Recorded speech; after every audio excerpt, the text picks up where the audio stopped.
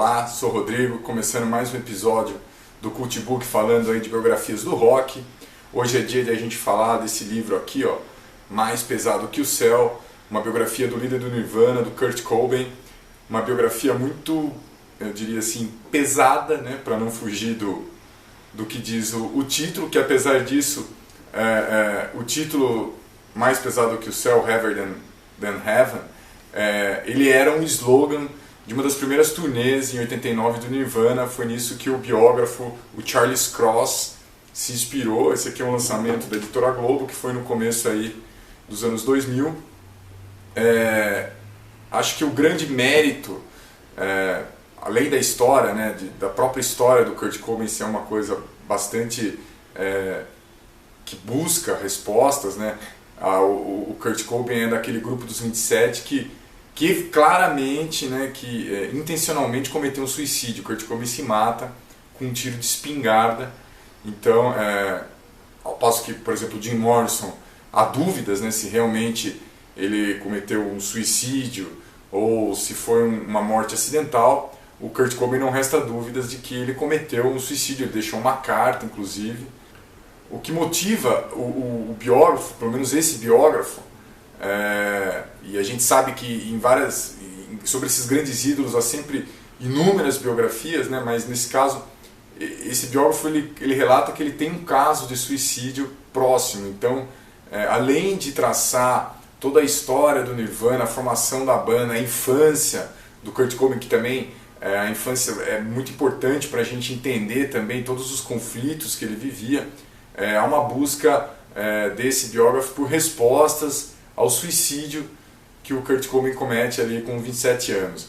Então essas buscas, né, o que ele persegue ao longo desse livro, a gente se envolve exatamente em tentar entender, e aí cada um vai ter os seus motivos, as suas teses, as suas teorias para entender por que o Kurt Cobain cometeu esse ato.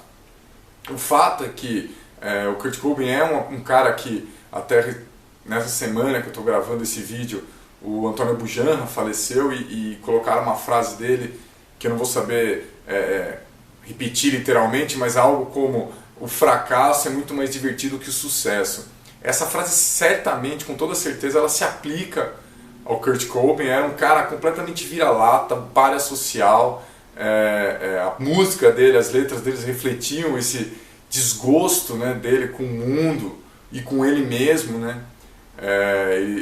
Um cara que sempre totalmente anti-comercial, e justamente essa posição contra o sistema e contra todos os valores, né, dos norte-americanos, o valor de fugir de ser um loser. O Kurt Cobain abraçou exatamente essa coisa do loser, do perdedor, do pária social. E essa postura dele foi justamente o que acabou levando ele a fazer, né, além evidentemente da obra, né, dos 6 grandes discos que o Nirvana deixou, essa postura antissistema acabou surtindo um efeito paradoxal de levá-lo justamente ao topo, né, ao sucesso absoluto.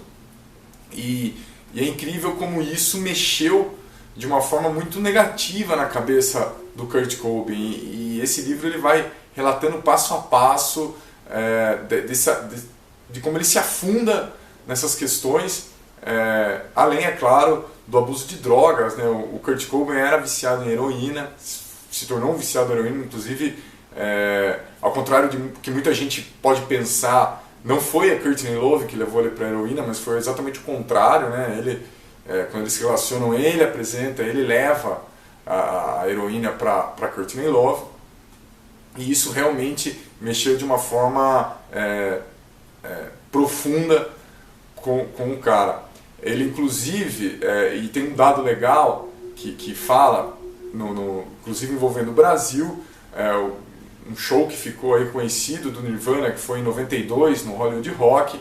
O Kurt Cobain fez esse show com uma profunda abstinência de heroína, porque não era algo fácil de se encontrar no Brasil. Inclusive, há quem diga que esse show no Brasil tenha sido um dos piores shows que o Nirvana tenha feito. Ficou famosa aquela imagem em que o Kurt Cobain cospe na câmera da Globo, né? E aí há diferentes teses, há também quem diga que a revolta dele foi porque ele descobriu que o festival do qual ele estava participando era patrocinado por uma marca de cigarros, né, na época. Na época era permitido, hoje já não é possível, não pode mais, né?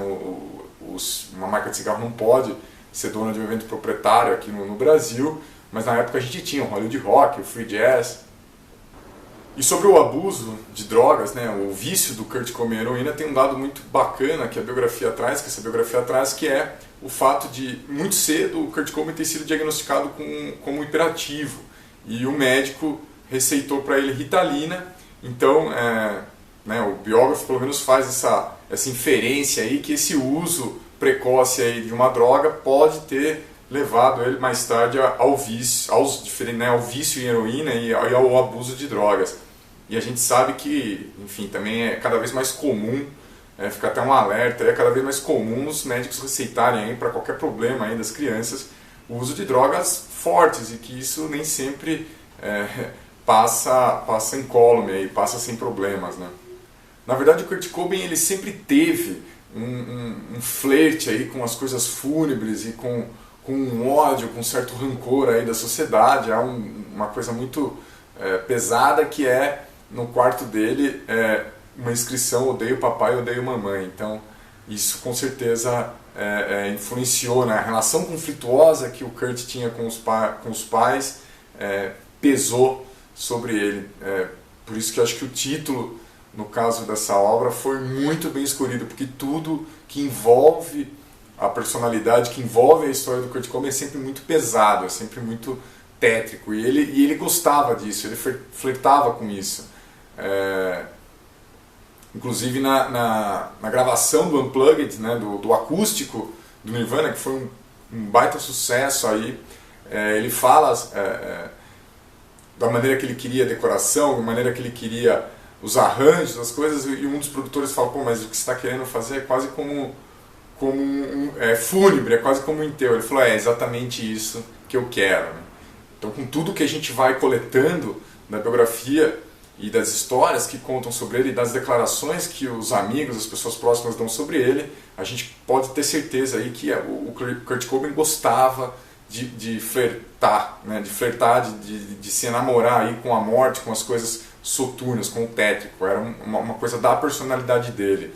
E aí a gente vai até entendendo como chegou ao ponto de ele se matar. Evidentemente o abuso de drogas também, né, o vício em heroína colaborou muito para isso. Vou colocar 2 links aí que eu acho muito bacanas, que são relativamente aí, mostram um traço totalmente oposto ao que a gente conhece do Kurt Cobain, que mostra também que a biografia às vezes ela fica focada muito nessa coisa pesada, mas as pessoas, todos os seres humanos têm variações, né?